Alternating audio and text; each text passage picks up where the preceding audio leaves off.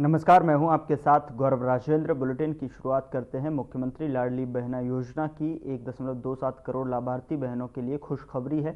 आपको बता दें कि सीएम डॉक्टर मोहन यादव ने देवास जिले की सोनकच्छ तहसील के ग्राम पीपल रावा से मुख्यमंत्री लाडली बहना योजना की 1 करोड़ 27 लाख लाडली बहनों के खातों में 1553 करोड़ रुपए की राशि जारी कर दी है।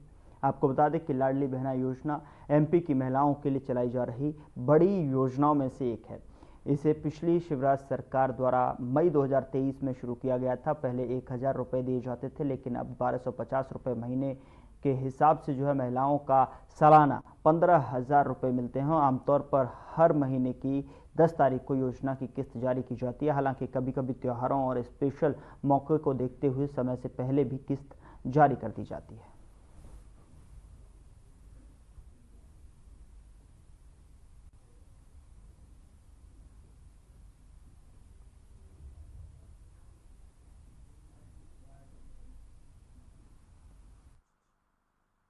से तो विशेष प्रेम है। मैं महाकाल से आता हूं, आप दो देवियों के वास वाले हो। आप सबका अभिनंदन करता हूं, आपको बधाई देता हूं। देवास में आज यहीं पर लगभग 53 अलग अलग प्रकार के विकास कार्यों के 145 करोड़ से ज्यादा के लोकार्पण भूमि पूजन हो रहे हैं। जोरदार अभिनंदन करो अपने नए निर्माण कार्य के लिए। और केवल इतना ही नहीं, हमारे लिए तो अब जनसंपर्क अभियान के माध्यम से जब आपने 1,55,000 से ज्यादा निवासियों को जन जागरूक करने के लिए जलाभिषेक यात्रा निकाली, तो बहनों के लिए मैं कहना चाहूंगा कि अभी तो 1250 डाल रहे हैं, अभी चिंता मत करना, धीरे धीरे करके 3,000 रुपए तक की राशि आप सबके खाते में आने वाली है। खबर मध्य प्रदेश से है, जहां पर सीएम मोहन यादव एम्स भोपाल पहुंचकर श्री दिनेश मालवीय जी से भेंट कर सफल हार्ट ट्रांसप्लांट के लिए शुभकामनाएं दी हैं। साथ ही एम्स के चिकित्सकों की टीम को भी बड़ी उपलब्धि के लिए बधाई दी है। कुछ दिनों पहले ब्रेन डेड घोषित सागर जिले के बलिराम कुशवाहा जी के परिवारजनों के अंगदान महादान का निर्णय लिया था और उनके हार्ट को पीएम श्री एयर एम्बुलेंस सेवा के माध्यम से जबलपुर में ग्रीन कॉरिडोर बनाकर एम्स भोपाल लाया गया था। और आपको बता दें कि मध्य प्रदेश में पहली बार हार्ट ट्रांसप्लांट किया गया है।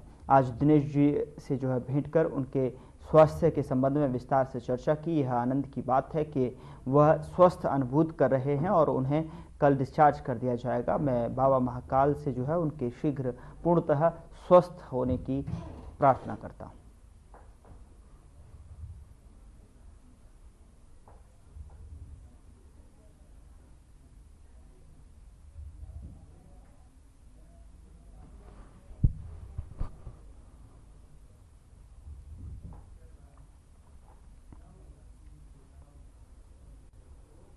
उधर 7 फरवरी से संजय स्टेडियम में जिला स्तरीय सांसद खेल प्रतियोगिता चल रही है। आपको बता दें कि इस मौके पर पहुंचे केंद्रीय मंत्री ज्योतिरादित्य सिंधिया ने दौड़, रस्साकशी और कबड्डी, सुठालिया, वॉलीबॉल, वुशु और सहित अन्य खेलों में शामिल खिलाड़ियों से परिचय कर उनका उत्साहवर्धन किया है। वहीं ज्योतिरादित्य सिंधिया ने खिलाड़ियों को संबोधित करते हुए कहा, हमें भी खिलाड़ियों से सीखना चाहिए। मैदान में दुश्मन, उसके बाद दोनों भाई भाई का संदेश दिया। उसके बाद सिंधिया ने हर टीम के प्रथम, द्वितीय और तृतीय खिलाड़ियों को पुरस्कार वितरण किया।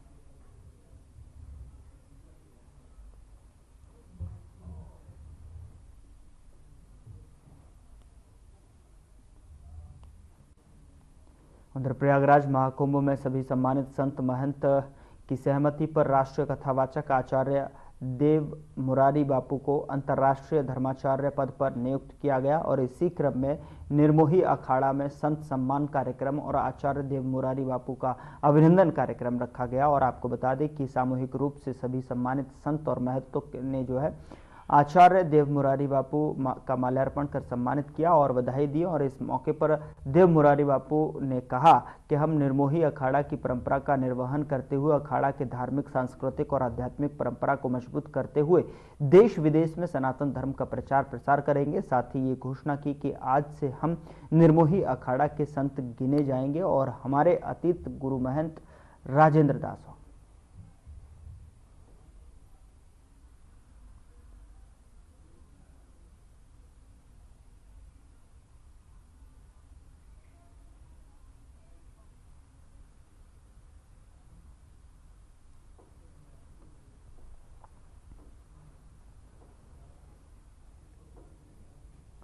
उधर शाजापुर में संत शिरोमणि गुरु रविदास जयंती के अवसर पर एक भव्य समारोह आयोजित किया जाएगा और यह समारोह 12 फरवरी को मां राजेश्वरी भवन मेला ग्राउंड में आयोजित किया जाएगा। आपको बता दें कि जिसमें बड़ी संख्या में संत शिरोमणि के अनुयायी शामिल होंगे और आपको बता दें कि आधार पर यह कार्यक्रम किया जा रहा है। जिला अध्यक्ष राजेंद्र सिंह चौखटिया ने बताया कि इस समारोह में सामाजिक सद्भावना महासम्मेलन के साथ प्रतिभा सम्मान समारोह का आयोजन किया जाएगा और इस अवसर पर प्रतिभाओं का सम्मान किया जाएगा और समाज में एकता और सद्भावना को बढ़ावा देने के लिए विभिन्न कार्यक्रम आयोजित किए जाएंगे और साथ ही यह समारोह समाज में एकता और सद्भावना को बढ़ावा देने में भी मदद करेगा।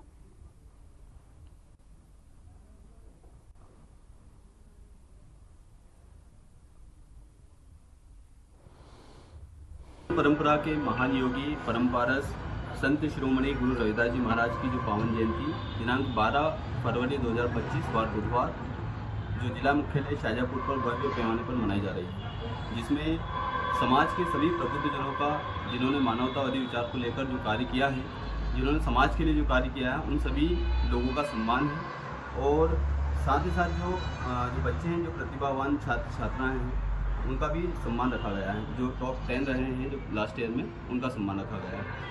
साथ ही साथ इस बार एक विशेष रूप से कार्यक्रम देखने में ये आएगा कि सभी जाति धर्मों को साथ में रखते हुए जिस प्रकार से हमारे संत गुरु महापुरुषों ने अपनी वाणियों में सभी समाज का सम्मान रखा है, उसी विचारधारा को आगे बढ़ाते हुए इस बार हम बड़े पैमाने पर सभी जाति धर्मों को साथ में लेकर इस कार्यक्रम का जो आयोजन करने जा रहे हैं।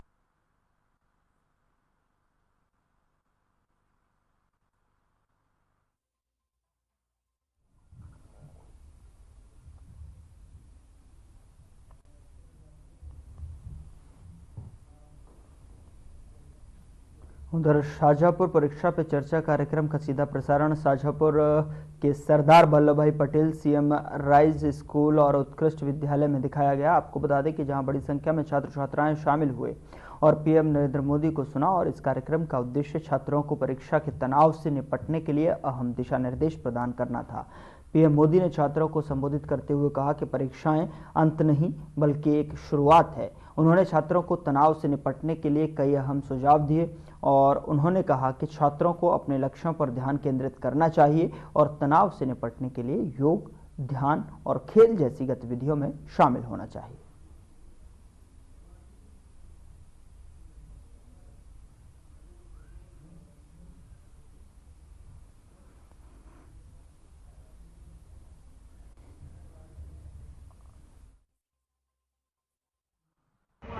परीक्षा पर चर्चा प्रतिवर्षानुसार यह कार्यक्रम माननीय प्रधानमंत्री महोदय बच्चों के साथ करते हैं, क्योंकि आजकल देखा गया है बच्चों को जरा से कार्य में स्ट्रेस आ जाता है, तनाव आ जाता है, वो अवसाद में चले जाते हैं, कोई भी गलत कदम उठा लेते हैं। तो प्रधानमंत्री जी ने एक अभिनव पहल करी है कि दिल्ली में बच्चों से प्रत्यक्ष में चर्चा करना और ऑनलाइन चर्चा करना और उसका प्रसारण पूरे देश में करना। तो बच्चों को कई इस तरह की टिप्स भी वो देते हैं जिससे उनको परीक्षा इजी वे में ले और उसका तनाव न हो। संस्था के अनुसार हमारे देश के प्रधानमंत्री नरेंद्र मोदी जी द्वारा जो परीक्षा पे चर्चा कार्यक्रम आयोजित किया गया, इसमें बहुत ही अच्छा यह प्रोग्राम है, जिसमें हमारे विद्यालय में सरदार वल्लभ भाई पटेल सीएम राइज विद्यालय शाजापुर में इस कार्यक्रम को छात्रों को दिखाया गया, जिसमें छात्रों में जो पॉजिटिविटी आई, अपने विषय को चैलेंज करके कैसे वो याद करें,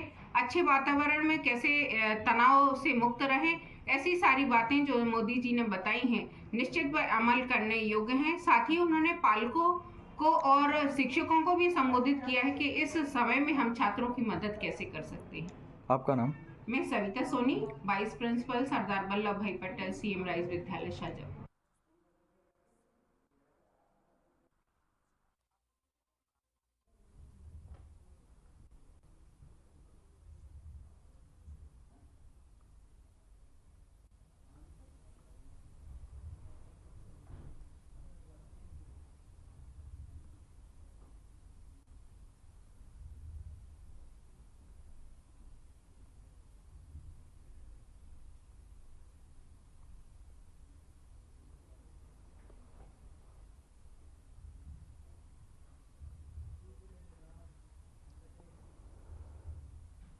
उधर रायसेन से धर्मांतरण कराने का मामला सामने आया है। तीनों ही आरोपी मिलकर गरीब भोले भाले आदिवासियों का धर्मांतरण करा रहे हैं। आपको बता दें कि पुलिस ने मौके से बाइबल बरामद की है। तीनों ही आरोपियों के नाम शीशी थॉमस, AK थॉमस और गणपत भील बताए जा रहे हैं। SDPO आलोक श्रीवास्तव और पुलिस टीम ने रंगे हाथों तीनों को ईसाई धर्म का प्रचार प्रसार करते कार्यवाही। SDPO आलोक श्रीवास्तव और पुलिस टीम मौके पर अभी भी मौजूद और ग्रामीण से जो है बातचीत जारी।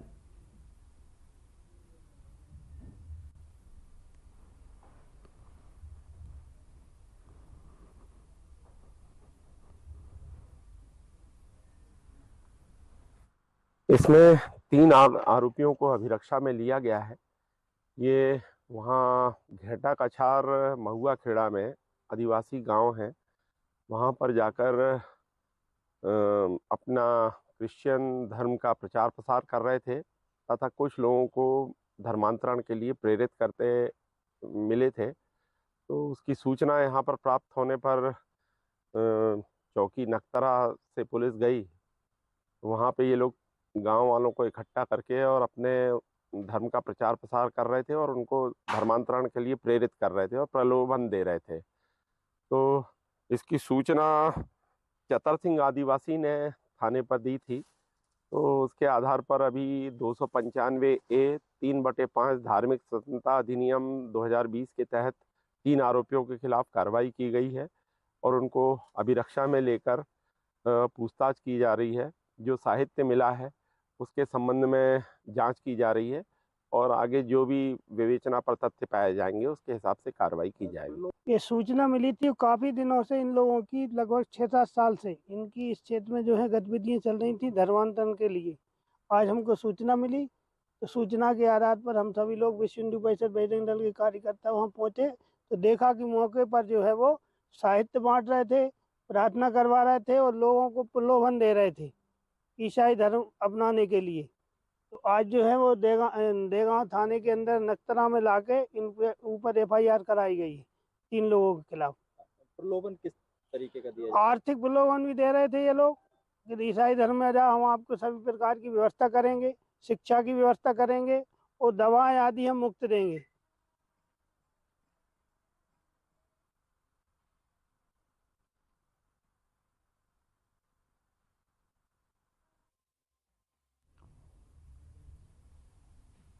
आजकल अचानक दिल का दौरा पड़ने और उससे होने वाले मौत के मामले काफ़ी बढ़ गए हैं। दबे पांव मौत आती है और सामान्य काम कर रहे आदमी को अपना शिकार बना लेती है।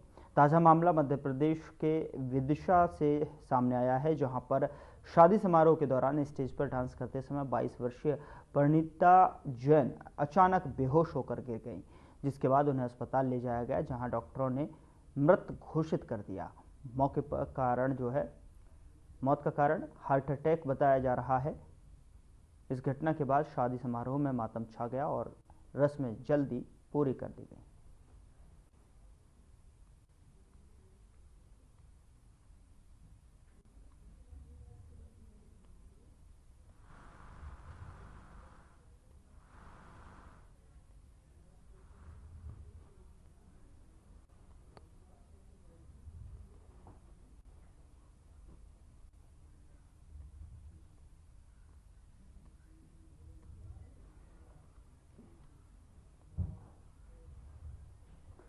उधर शिवपुरी में भतीजी के साथ छेड़छाड़ का विरोध करने पर 4 बदमाशों ने चाचा को सरेराह पीटा। आपको बता दें कि बदमाशों ने पत्थर मारकर चाचा भतीजी को चोट पहुंचाने की कोशिश की।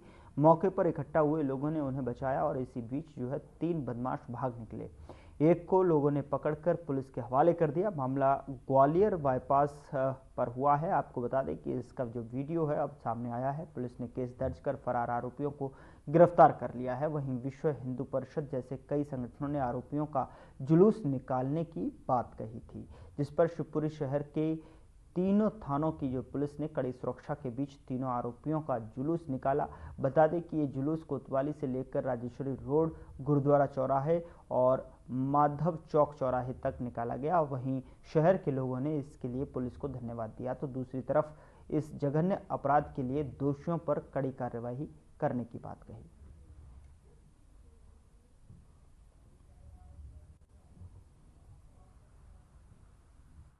कल शाम को लड़की अपने चाचा के साथ थाने पर आई थी, जिस पर से तुरंत कार्रवाई करते हुए हमारे वरिष्ठ अधिकारी को जो आदेश प्राप्त है कि ऐसी गंभीर घटनाओं में तुरंत कार्रवाई करनी चाहिए। उसमें अपराध पंजीबद्ध किया गया है। एक आरोपी उसमें गिरफ्तार कर लिया है। बाकी सभी आरोपियों के लिए लगातार हमें कई टीमें लगा के रखी हैं पूरे क्षेत्र में। कल रात भर से हम लगातार कार्रवाई कर रहे हैं उन आरोपियों को गिरफ्तार करने के लिए, जल्दी से जल्दी गिरफ्तार करने के लिए।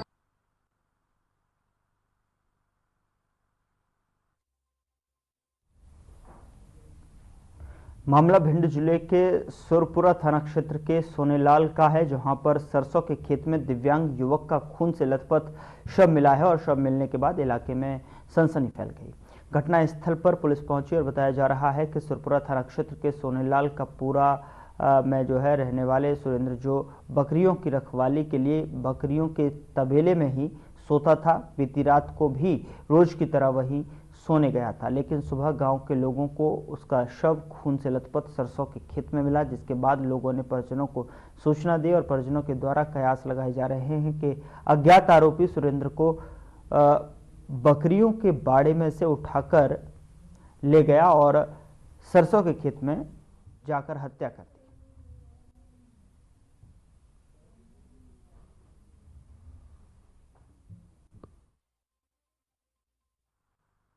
इसकी डेड बॉडी मिली है सुबह और संभवतः उसका हत्या की गई है। मामला इसके बाद इन्वेस्टिगेशन में है। डॉग स्क्वाड भी पहुंचा है और टीम भी पहुंची है। सब कुछ अंडर इन्वेस्टिगेशन है। अभी ठीक नहीं रहेगा। नहीं, प्रथम दृष्टया क्या लग रहा है, मतलब किसी हथियार से की गई है या कुचल के की? सही बात तो पीएम रिपोर्ट आने में पता लगेगी, लेकिन फिर भी हो सकता है कि वो गन शॉट हो।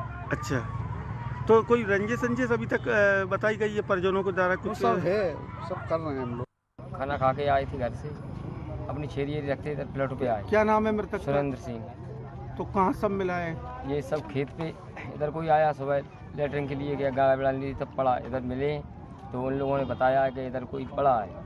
तो लोगों ने जब बताया तब आप लोग पहुँचे? तब हम आए इधर, तब पहुँचे वहाँ। तो देखा तो मेरे भाई था। क्या जांच कर रही है? पुलिस तो बाद में आई है, पुलिस पीएम के लिए भेज रही है। तो कितने बजे के लगभग देखा होगा आपने? हमने देखा है 7 बजे, 7:30 बजे। क्या किसी से रंजिश थी? रंजिश तो अभी तो हाल में नहीं थी, बता रहे कि थी भी कुछ 2 दिन पहले। मैं यहाँ नहीं रहता हूँ, मैं भिंड रहता हूँ। क्या नाम है? हमारा नाम वीरेंद्र सिंह। ये कौन थे आप? मेरा भाई बड़ा भाई थे। कितने भाई हैं? हम 4 भाई थे। बताया जा रहा है ये दिव्यांग थे? हाँ, विकलांग थे। आज के 10-12 साल पहले पैरालिसिस को निकल गया था भावनगर में। तो क्या काम करते थे? अब कुछ बकरी चराते बस। उधर निगम चुनावों को लेकर कांग्रेस ने राजीव भवन में पत्रकार वार्ता को संबोधित किया। महापौर प्रत्याशी दीप्ति प्रमोद दुबे, पूर्व महापौर प्रमोद दुबे और कांग्रेस संचार प्रमुख सुशील आनंद शुक्ला ने पत्रकारों को संबोधित करते हुए बीजेपी पर तीखा प्रहार किया है। राजीव भवन में पत्रकार वार्ता को संबोधित करते हुए कांग्रेस की महापौर प्रत्याशी दीप्ति प्रमोद दुबे ने कहा कि आज चुनाव प्रचार का अंतिम दिन है। मैंने, मेरी पार्टी ने, हमारे कार्यकर्ताओं ने पूरी मेहनत से सकारात्मक तरीके से चुनाव अभियान चलाया। हमें संतोष है कि हमारी तरफ से चुनाव प्रचार के दौरान पूरे चुनाव अभियान में मर्यादाओं और संस्कारों का पूरा ध्यान रखा गया।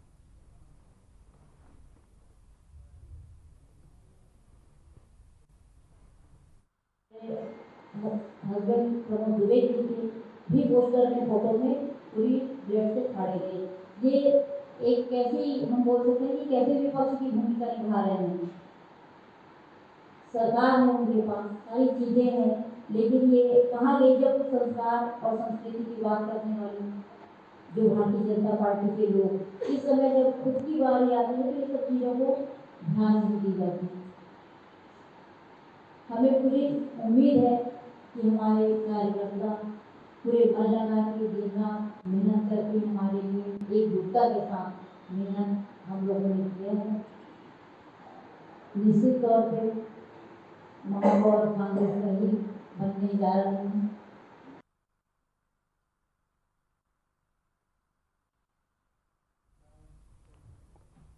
भारत के केंद्रीय गृह मंत्री अमित शाह ने एक ट्वीट किया है जिसमें उन्होंने लिखा है कि सुरक्षा बलों ने छत्तीसगढ़ के बीजापुर में बड़ी सफलता हासिल की है। आपको बता दें कि नक्सल मुक्त भारत बनाने की दिशा में सुरक्षा बलों ने छत्तीसगढ़ के बीजापुर में बड़ी सफलता हासिल की है। इस ऑपरेशन में 31 नक्सलियों को ढेर करने के साथ ही भारी मात्रा में हथियार और विस्फोटक सामग्री भी बरामद की गई है। अमित शाह ने आगे लिखा कि मानवता विरोधी नक्सलवाद को समाप्त करने में हमने अपने 2 बहादुर जवानों को खोया है। ये देश इन वीरों का सदा ऋणी रहेगा।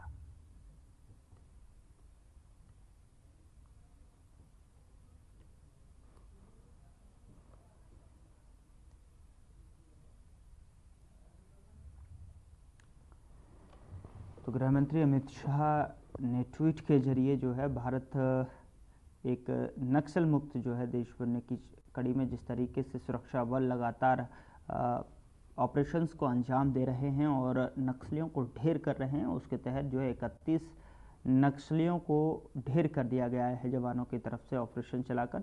तो उसको लेकर जो है अमित शाह ने ट्वीट के माध्यम से जानकारी दी है। उन्होंने सोशल मीडिया पर अपने एक्स पर जो है पोस्ट करते हुए ये जानकारी साझा की है।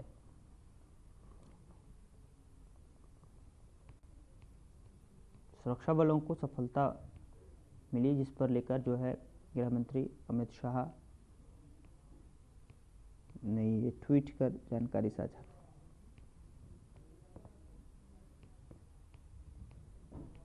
तो नक्सलवाद को समाप्त करने में आज जिस तरीके से कार्रवाई की जा रही है उसको लेकर ये एक उस दिशा में एक कदम जिसको लेकर अमित शाह ने जानकारी साझा की है।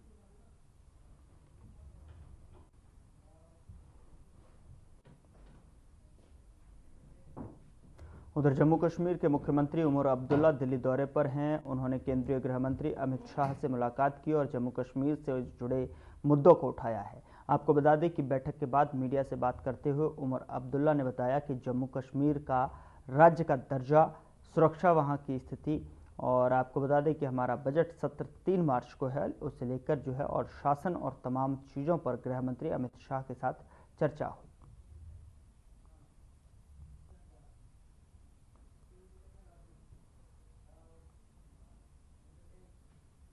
दिल्ली हाई कोर्ट ने जेल में बंद सांसद इंजीनियर राशिद को मौजूदा संसद सत्र में भाग लेने के लिए 2 दिन की हिरासत पैरोल की अनुमति दी है। और आपको बता दें कि बारामूला के सांसद पर आतंकी फंडिंग मामले में मुकदमा चल रहा है। न्यायमूर्ति विकास महाजन ने कहा कि राशिद 11 और 13 फरवरी को संसद सत्र में भाग ले सकते हैं और वहीं कस्टडी पैरोल में एक कैदी को सशस्त्र पुलिस कर्मियों द्वारा मुलाकात के स्थान तक ले जाया जाता है। अंतरिम राहत के रूप में उन्होंने हिरासत पैरोल की मांग की। एनआईए के वकील ने जो है हिरासत पैरोल दिए जाने का विरोध किया, तो वहीं उन्होंने कहा कि राशिद के पास जो है संसद में उपस्थित होने का कोई निहित अधिकार नहीं था।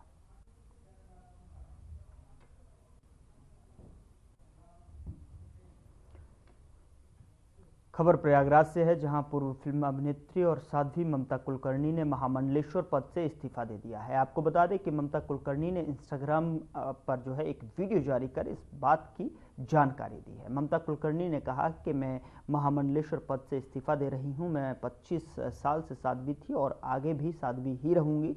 ममता कुलकर्णी को हाल ही में किन्नर अखाड़े द्वारा महामंडलेश्वर की उपाधि दी गई थी, लेकिन इस फैसले पर शंकराचार्य समेत जो है कई धार्मिक गुरुओं ने आपत्ति